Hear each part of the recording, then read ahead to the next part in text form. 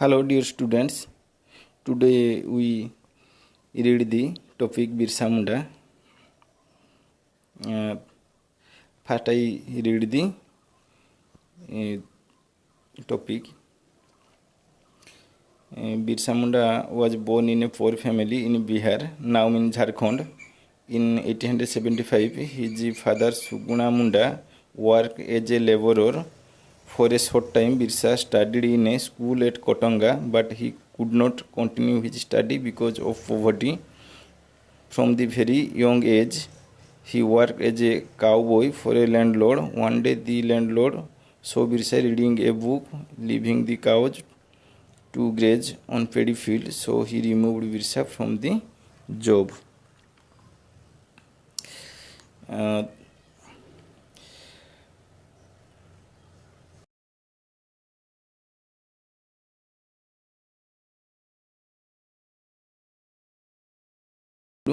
he went to a village quack. The quack said that the wound was caused by an evil spirit.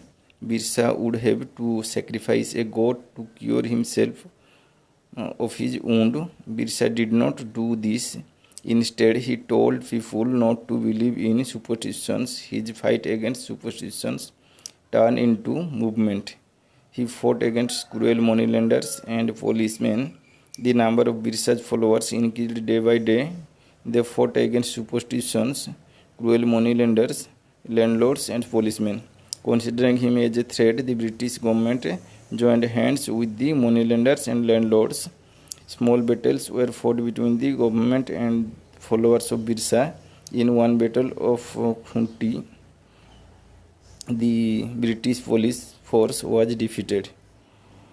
Birsa's movement became a movement against the British government. In one of the battles of Dumri Hill near Ranchi, hundreds of innocent tribals, including women and children, were killed, but the police failed to arrest Birsa.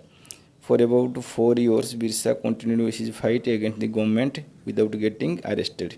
So the government declared rewards to capture Birsa. Learned about the reward, 9 persons of Jarkel village searched for Birsa.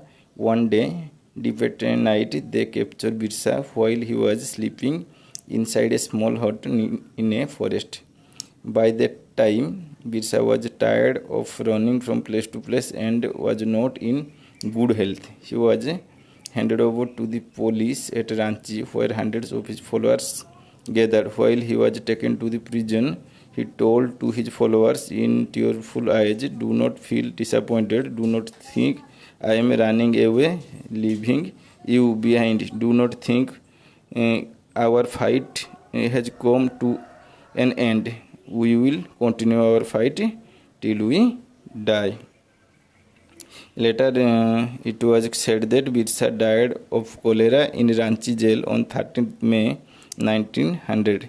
But it was suspected by many that he was poisoned.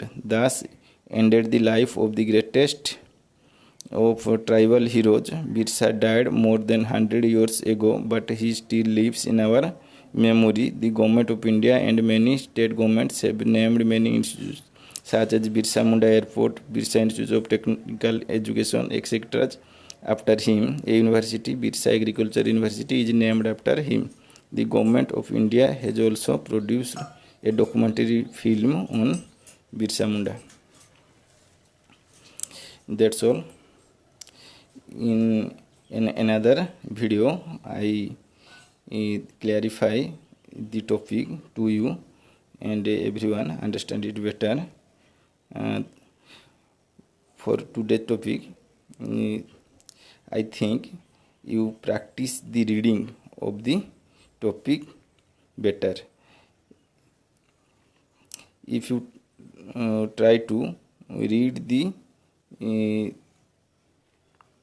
topic once again, then you find some difficult words and write down in your copies. When I explain it, you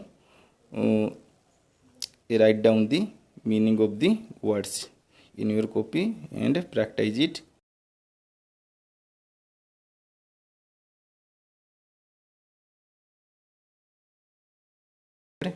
Thank you for watching. Have a nice day.